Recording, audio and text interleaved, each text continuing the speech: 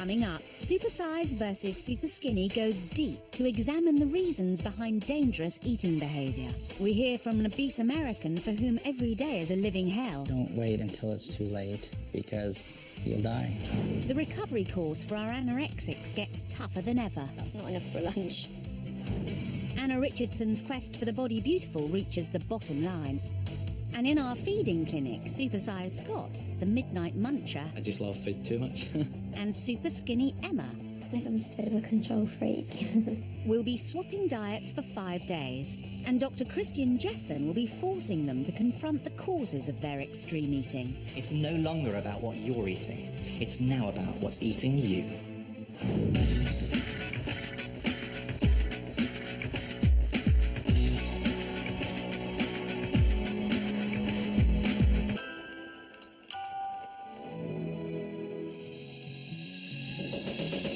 Over the next 5 days, two fanatical foodies from opposite ends of the weight spectrum will come together in the feeding clinic to confront their eating habits head-on.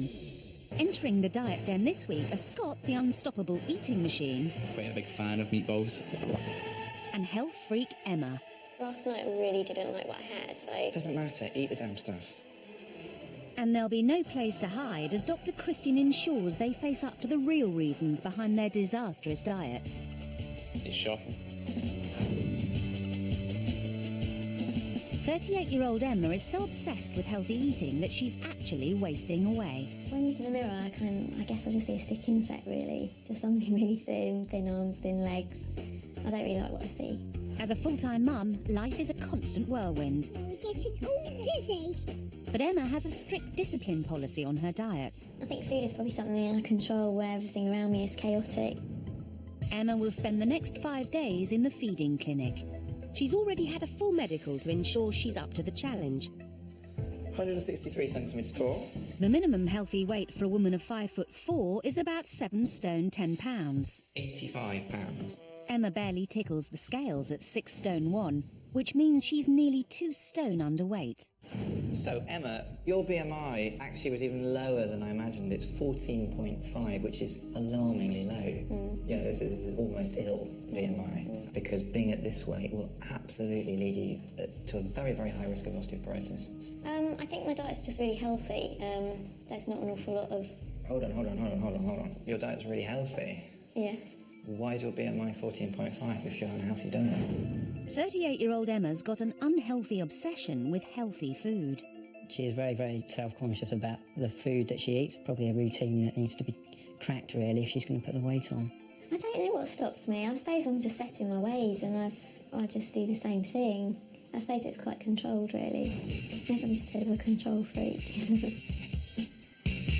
Emma needs a big helping hand when it comes to letting go of control over her diet. And we've got just the man for the job. Her supersize opponent, Scott. For 23-year-old record shop assistant Scott, food is the soundtrack to his life. He just doesn't know when to stop. I definitely love food. I've been brought up to enjoy food, so I always enjoy what I eat, which is probably my downfall as well. 388 pounds. At 27.5 stone, Scott weighs nearly 5 times more than Elfin Emma. You are off my scale, Scott. And his whacking great waistline of 63 inches is a frightening 40 inches bigger than Emma's. Because I enjoy food so much, I eat quite a lot of it and don't think about the consequences right now. Scott gorges himself on pasties, pastries and crisps. And that's just lunch. For dinner, one of my favourite meals is meatballs, and we just end up having around about 20-25 of them at a time. But even after a meatball bonanza, Scott isn't ready to call it a day. In the morning you come down and see all the dirty dishes you need been up helping himself. Usually at night time, when I'm snacking after my dinner, I can end up going through about 4 or 5 bags of crisps, half a packet, maybe a full packet of biscuits, a couple of bars of chocolate or something. Scott's unstoppable midnight munching has left him with a monster-sized BMI of 58, meaning he is morbidly obese. Are you worried about the health side of things? Yeah, definitely.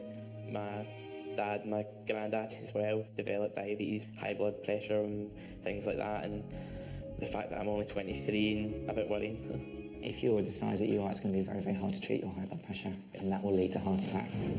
And Scott's weight puts a strain on his heart in another way too. I feel that my weight affects relationships because people see me and they don't really see me as the buff looking guy, and they see me as, oh, there's that fat guy in the corner type thing. There might be a 21 stone weight difference between them, but by swapping diets for 5 days, our two opponents will learn valuable lessons from each other, as they're forced to confront their own distorted attitudes to food. The waiting's over. It's time for Supersize to meet Superskinny.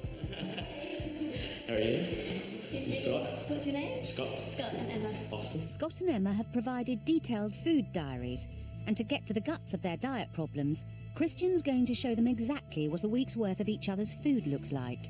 All right, Emma, we're going to start with you, and we're going to start with your breakfast. Let's have a look what you tend to eat for breakfast. Cereal with some fruit and toast as well. So does this make up a whole breakfast? Cereal and toast? No, it's not, is it? No, don't fib to me, Emma. All right, so you're going to call it out already. Tell me your breakfast, really. Either or, either cereal or toast. This is the start of your portion control, isn't it? It's always either or something. Let's go into lunches. Maybe they get a bit better. Here we go. Is that all you would have for a lunch? It would be a bagel or a pita bread? Yeah. And that's it? Yeah. Nothing more? No. How do they compare to yours, do you think? I think they're quite small compared to mine. Okay, well, let's go on to dinners. Pasta or vegetables? Looks like some potato.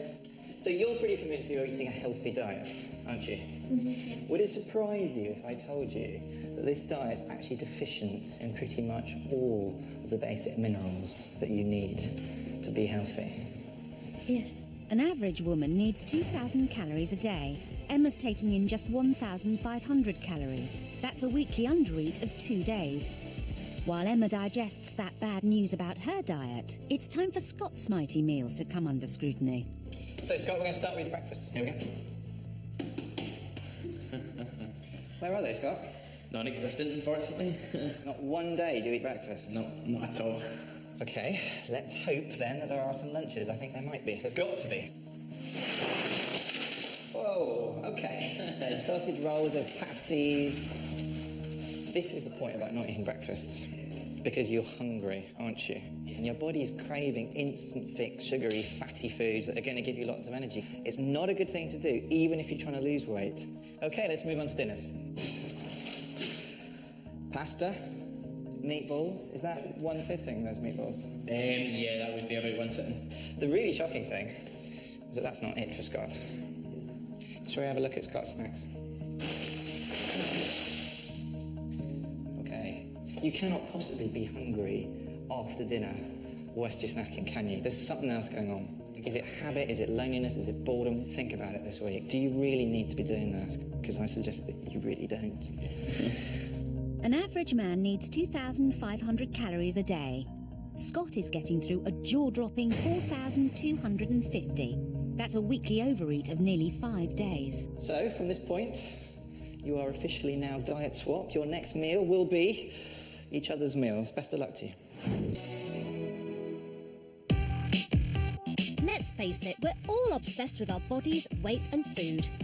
I'm Anna Richardson, and even though I've lost 2 stone in 2 years, I'm still not happy with how I look.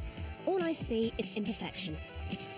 I've become totally hooked on getting the body beautiful, and if there's an easy, quick fix like Botox or teeth whitening, believe me, I'm up for it.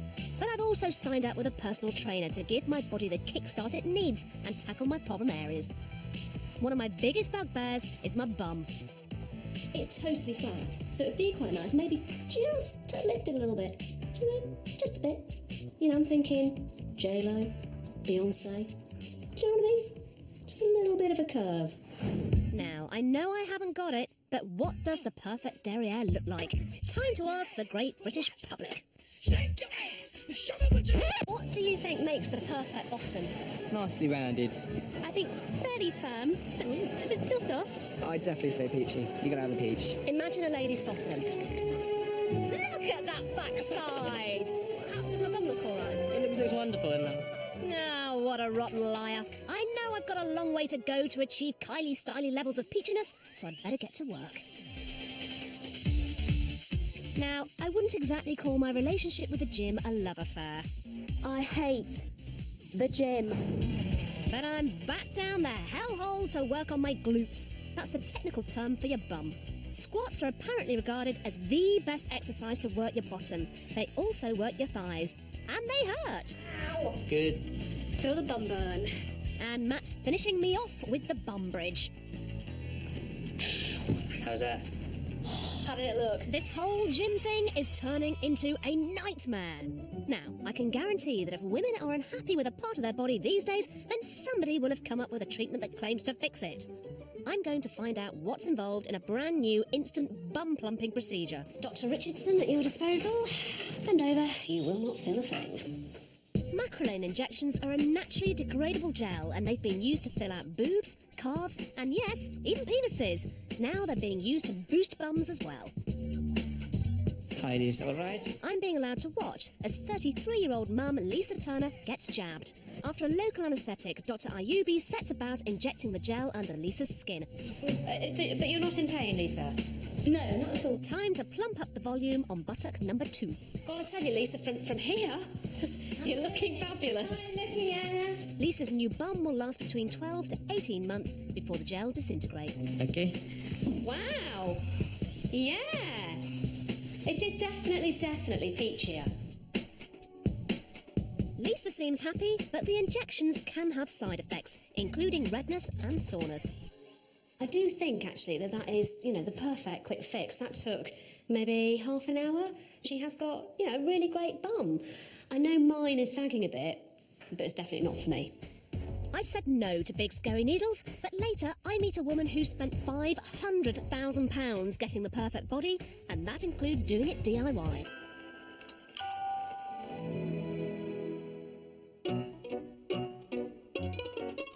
This week's feeding clinic residents are Scott and Emma.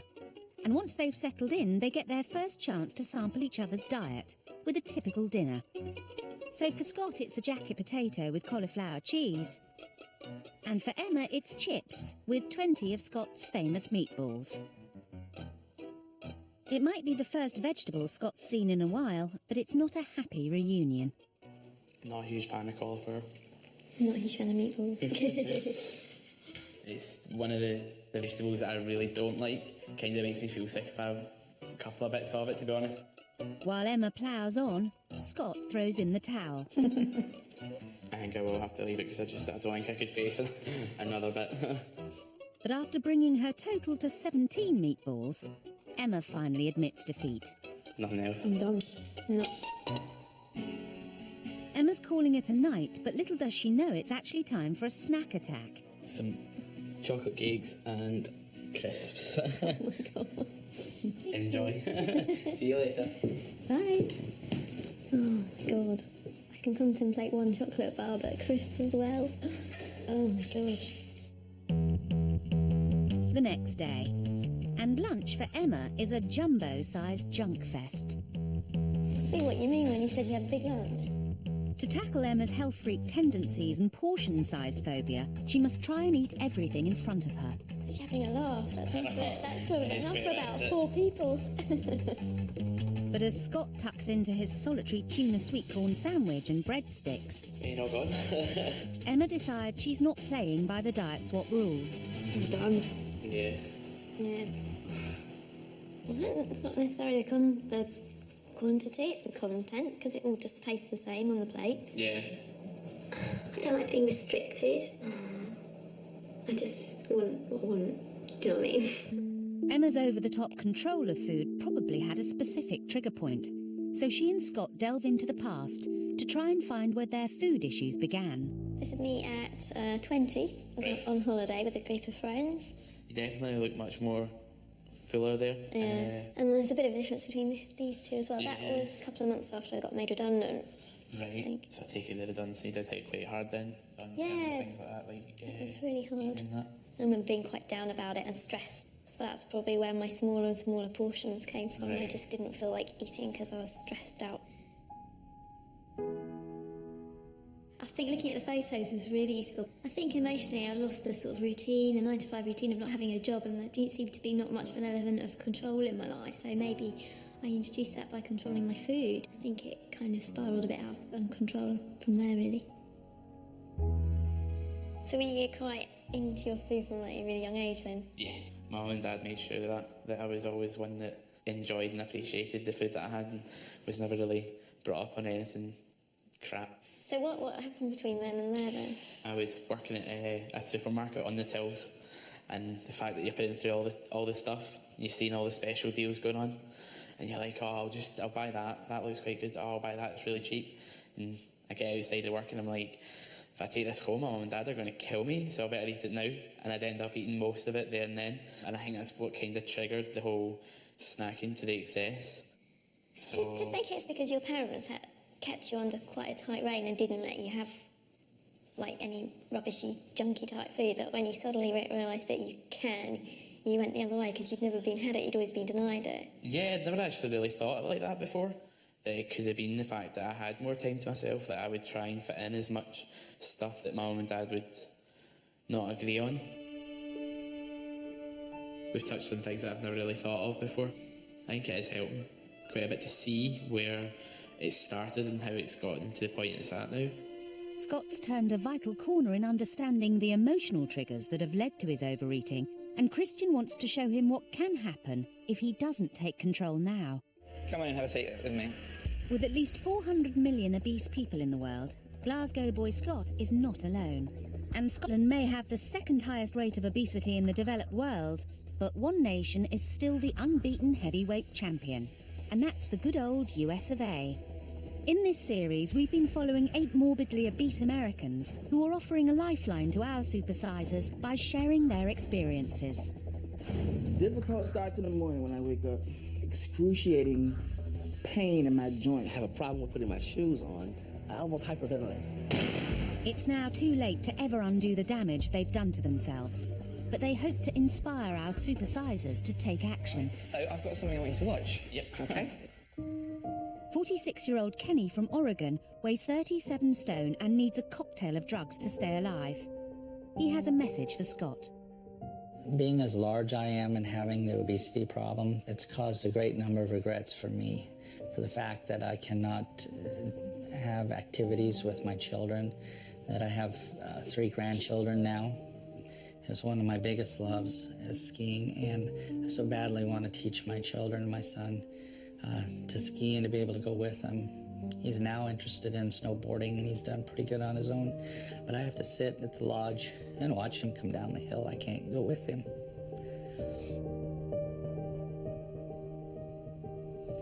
Elizabeth, can you help me? I need a lot of assistance doing routine activities that a lot of people take for granted. My esteem is so low. It just makes me feel, less than a person than I could be or that I want to be. Because of my obesity, I started having some serious health issues. I have high blood pressure I have to take medication for. The extra weight on my body has affected my joints in such a way that I'm just filled with arthritis. And I had a pulmonary embolism in January of 2008, which I was hospitalized for. One thing leads to another with the obesity, to the point where now I'm on so much medication and that I can't really do anything on my own without getting assistance. A message I would like to send out is that the weight problem, the obesity problem, isn't something that you have to fix on your own. Find the courage to ask for help and to get the help you need, because you don't want to suffer and miss out on the opportunities that life has to offer. Don't wait until it's too late, because if you don't, you'll die.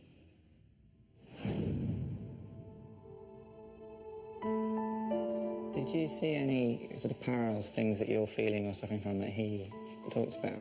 He wanted to be able to teach his kids, like skiing and snowboarding and that, but he's got to watch them from the cabin. Same thing as me, I have to watch my mates go snowboarding. The fact that I can't join in with them, and it's something I'd love to do. Do you think this will have an effect?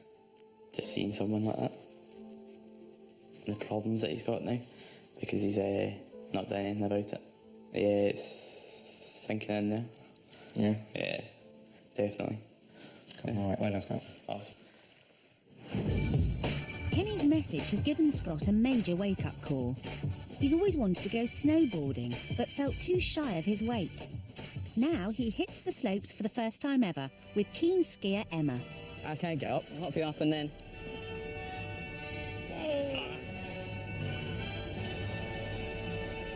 Oh.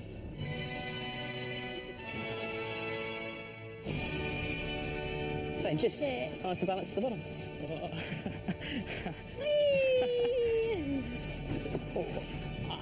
Wow, it was going. It's going. You just can't keep a good man down, and Scott straight up the hill for more. Yeah, that was awesome. I always thought I had a terrible balance, but it's not too bad, and it's been brilliant. I'm kind of gutted I've left it till now to start doing this. I'm looking forward to doing it again. Oh, that's good. Brilliant. Starting, to be honest, knackered after that. Many overweight people feel embarrassed about exercising, but as well as all the physical benefits, the hormones and chemicals released during exercise have been shown to reduce anxiety, stress and depression, improving mood and self-esteem, which can lead to eating less. In other words, exercise can help make you feel happy, eat less and lose weight.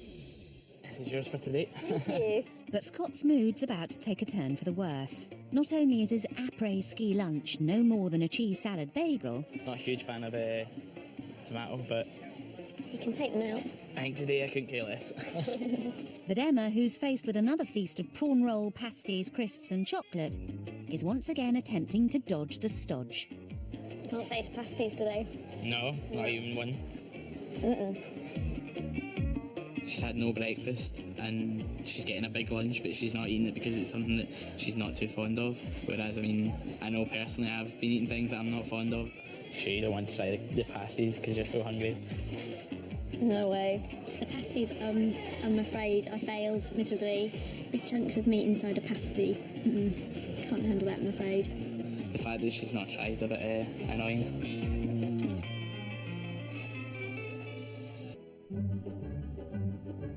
Supersize Scott and Superskinny Emma are 3 days into their diet swap. But Emma's rejection of Scott's food is starting to get on his nerves. I don't really like white bread either. No. Nah. It's like brown. So it just tastes really eggy. It's got about 10 eggs in it. Yeah. No, I don't like the taste. The whole reason we're doing this is to swap our diets basically and see what the other eats, but she's still controlling what she's eating. I feel a bit despondent because it wasn't stuff that I liked. Just something nice and fresh. Emma's poor attempts to keep to her side of the diet swap have got alarm bells ringing for Christian. Her refusal to eat Scott's food is worrying, as it shows she's struggling to let go of her controlling eating habits. Christian steps in. How's the food going? How's the eating going? It's not bad. I think I did pretty well on Monday. I managed to eat 17 meatballs in one sitting. Which I heard, which was good, and I thought, great, okay, we're starting off well, and then what's happened? But the other stuff we've been having I really haven't liked, especially last night. A, I wasn't hungry, and B, I really didn't like it. So it's really hard to shovel down stuff that you don't like. You're still rigidly clinging on to your control. And do you remember I said to you day one, you need to start to relax? There's always sort of an excuse, a reason. It's difficult, like last night I really didn't like what I had, so... It doesn't matter, eat the damn stuff. It will do you good. In the last 10 years, doctors have seen a huge increase in the number of people whose obsession with eating healthy food has led to them being severely underweight and malnourished. A fixation with healthy eating can actually be dangerous, and if left unchecked, can become a serious eating disorder. For further information, visit www.channel4.com/health. Hey, come on in, have a seat. Christian's message hasn't hit home with Emma yet, so he asks her to look at some stark images of herself to understand the damage her diet has done. So tell me your thoughts looking at you then. Very bony. The old, wrinkly skin. Old. You keep saying old, which is interesting. Yeah. Is that something that plays on your mind? No, not really. You're I just just noticing didn't it think now. that my skin looked that bad. And from a medical point of view, looking at your skin, yeah, I would agree with you. I think it is slightly damaged and aged more than I would expect. Your diet, to an extent, can help protect that. Minerals like selenium and zinc are really, really important in mopping up those free radicals. You, as you now know, are not getting enough of those things in your diet. In fact, you're deficient in them. And I think that would explain why it's more apparent. Mm-hmm. One of the biggest things is that you're in control of all this. It's up to you. Mm-hmm. You know, all you have to do is eat more. I always thought I had a really healthy diet, so I always thought I was getting the right nutrients and minerals and vitamins, but yeah, it's quite shocking when you find otherwise. You think you've been doing it right all along when you haven't, and it's a bit shock. It's the last supper in the feeding clinic, and Emma's got just one more chance to eat what's put in front of her. So how are you feeling last meal? I can't wait for it. Starving? Can't wait, to be honest. Scott's getting a welcome feast of spaghetti bolognese and 2 whole squares of chocolate. Thank you. And meatballs are back on the menu for Emma. Looks like Emma's finally turned the corner as she matches Scott, mouthful for mouthful. Large meatball. Go for it. Awesome. I can eat well tonight, knowing I've done it, finally.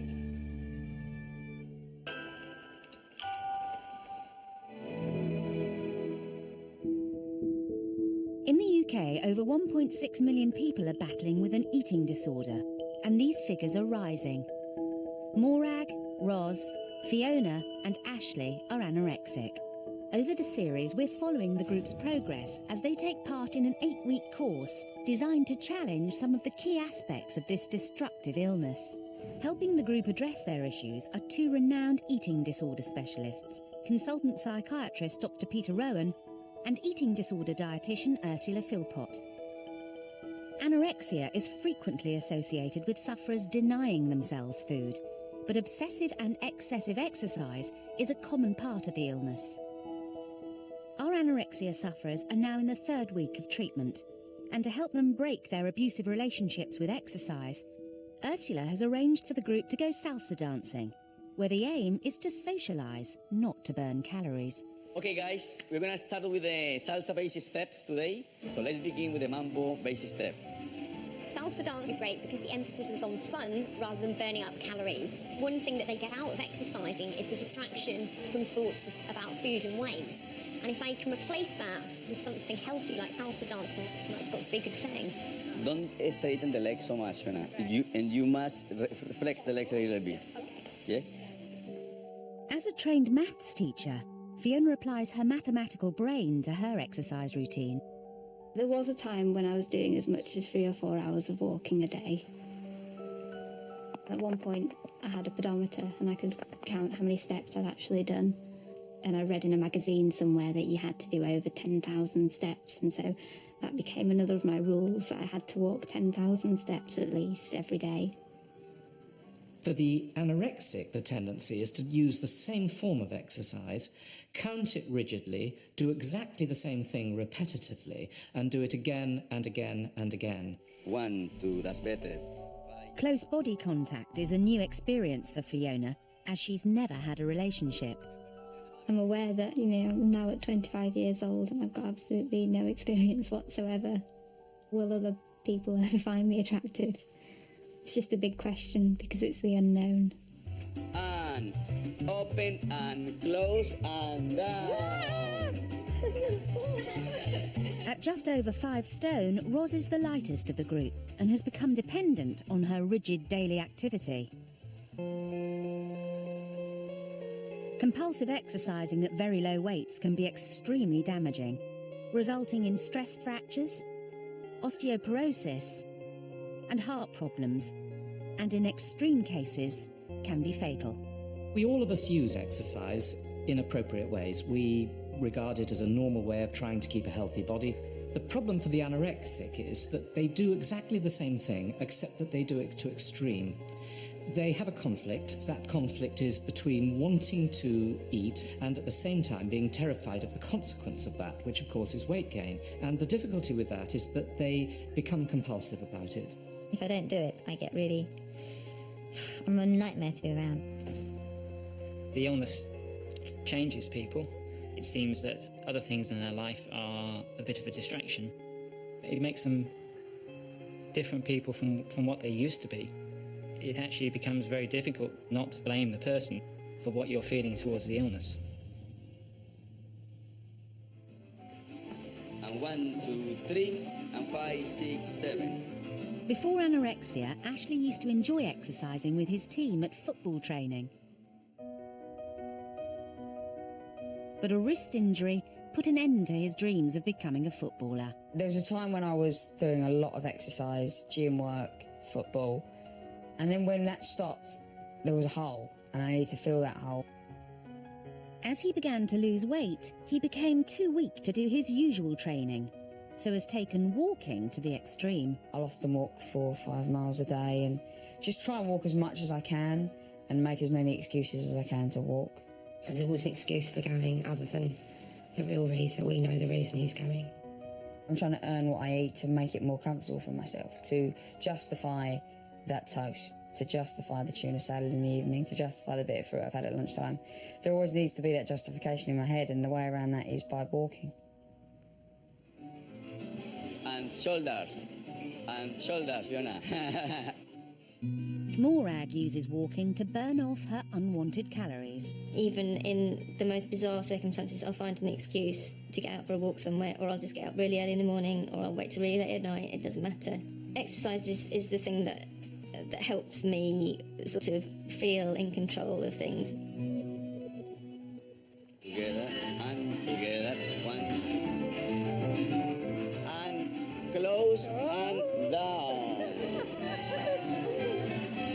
Once I got over my initial nerves and just kind of relaxed into the music, I really had a good time.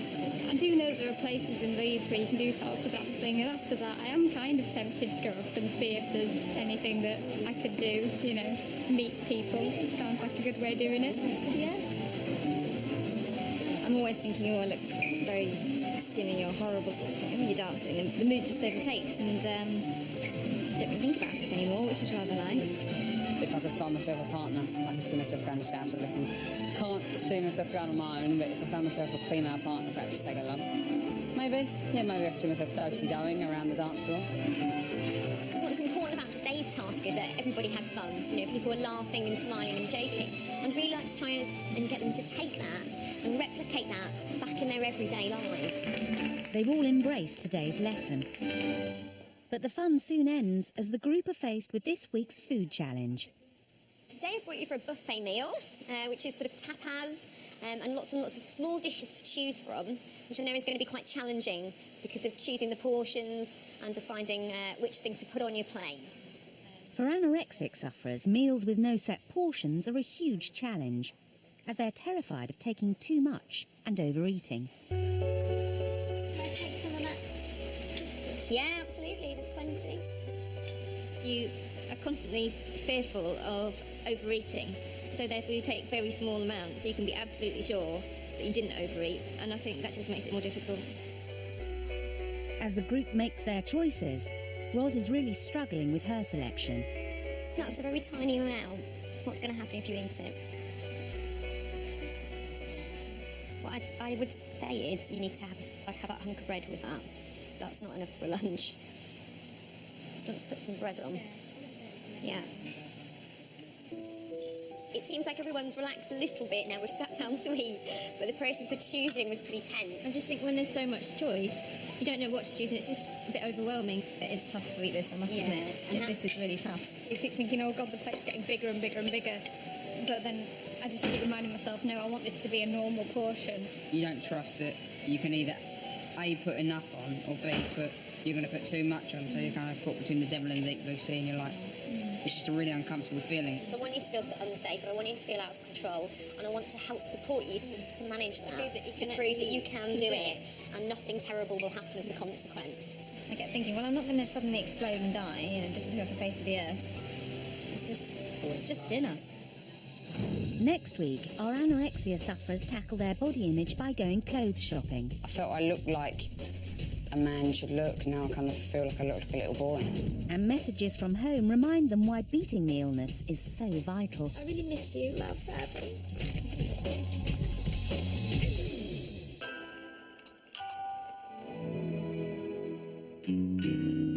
Emma and her diet swapper, Scott, have come to the end of a long and eventful 5 days in our feeding clinic.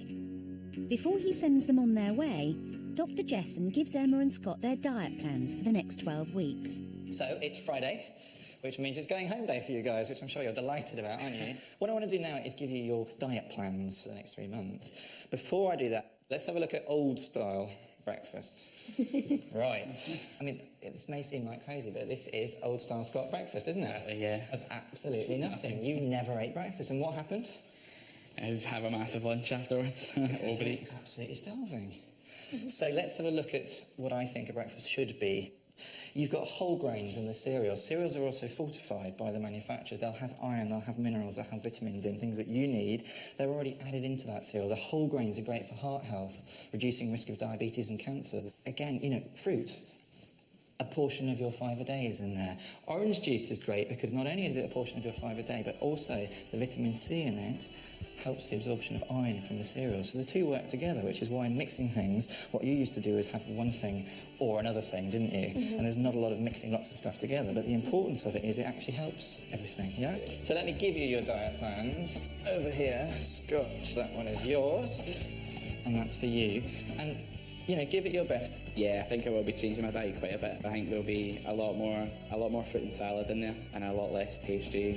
Awesome. Hope you do well. See you later. If I can eat big amounts of food that I don't like, or food that I'm not really keen on, it'll be much easier doing it with stuff that I really like. Coming up, Anna gets to grips with a real-life Barbie. Can I fill your bum? Of course you can. That's where the implant is.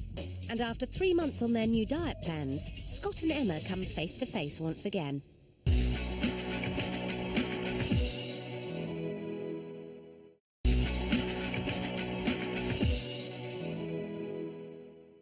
I'm Anna Richardson, and I'm investigating what I can do to make my body beautiful. I've been finding out what makes the perfect bottom. I know mine is sagging a bit, but it's definitely not for me.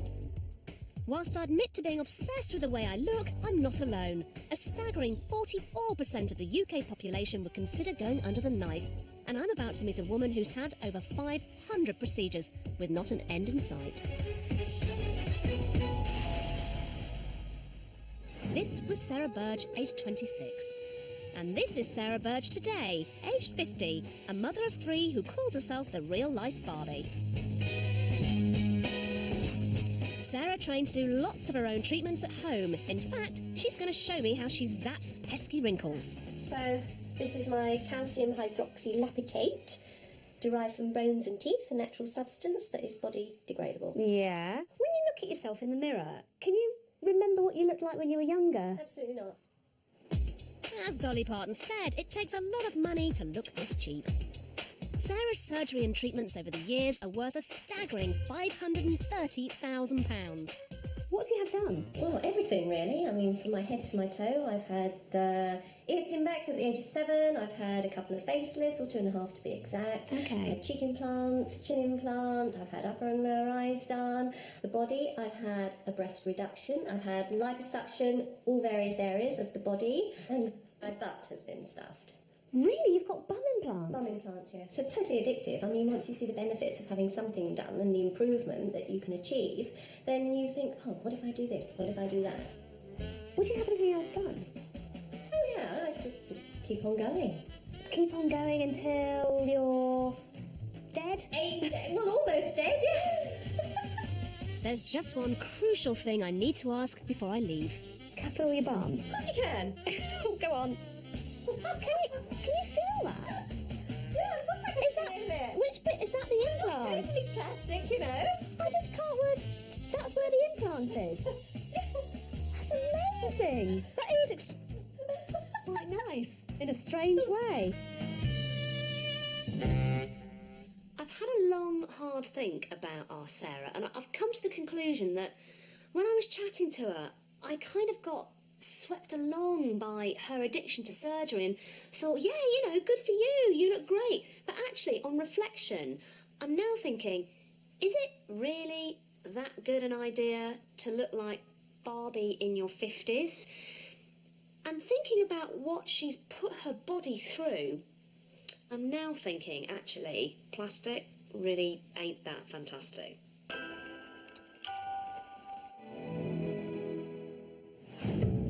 3 months ago, Scott and Emma entered the feeding clinic, and now they're back. But have they managed to turn their disastrous diets around? I really hope the weigh-in will show all my hard work, because I've tried really, really hard. I don't know, to be honest, how much I think I've lost. I could maybe say about a stone or something, but I'm really not too sure. Emma, how have you been? Really good, thank you. So what are the main changes that you've made? I'm definitely a lot less controlling on food. Having more snacks, trying to snack like 3 times a day, and just enjoying it more, I guess. And are you? Yes. You are. Do you think you've made the sort of progress that you'd hoped to make? I'm not feeling as cold all the time, and I think I've got more energy, so... You do? You feel better, do you? Do you feel healthier? Definitely feel better. So Scott, it's nice to see you again 12 weeks later. How's it been?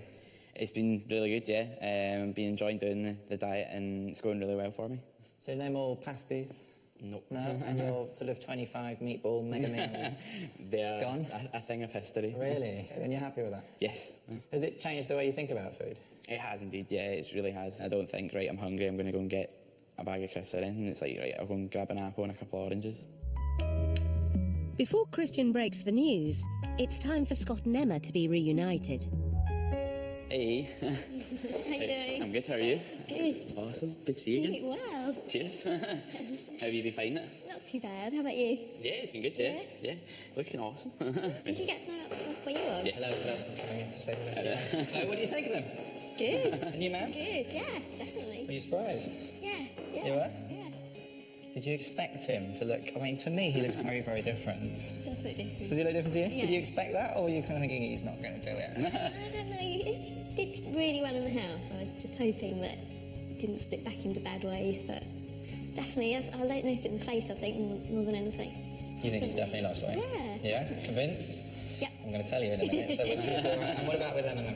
I know you're looking so much healthier. It's brilliant. You look brilliant.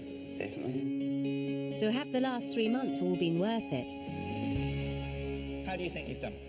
Don't know. Half a stone? Half stone? Maybe. A bit more. Well, I'll put you out your misery.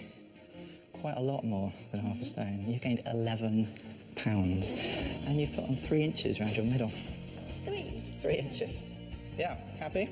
Yes. Yes? Yeah. That's pretty good, I have to say. So, Scott, what about you? 11 pounds weight loss or a bit better? I'd hope it would be a bit more. Do you want to hazard a guess? 2 stone? 3 stone? 2? Is it 2? 3 stone, 3 pounds, more than 3 stone. Yeah, and this is where it's really noticeable, 8 inches down around your belly. Wow. 6 inches down around your thighs. Are you happy? Very happy, yeah. I'm so surprised by the weight loss. I was so surprised when he said it was 3 stone, 3 pounds. It was insane. Absolutely amazed. Like, I didn't think it was going to be anywhere near that at all. I think the experience has taught me not to be so controlling over what I eat and just be more relaxed. And it's taught me that I can eat a hell of a lot more than I thought I could.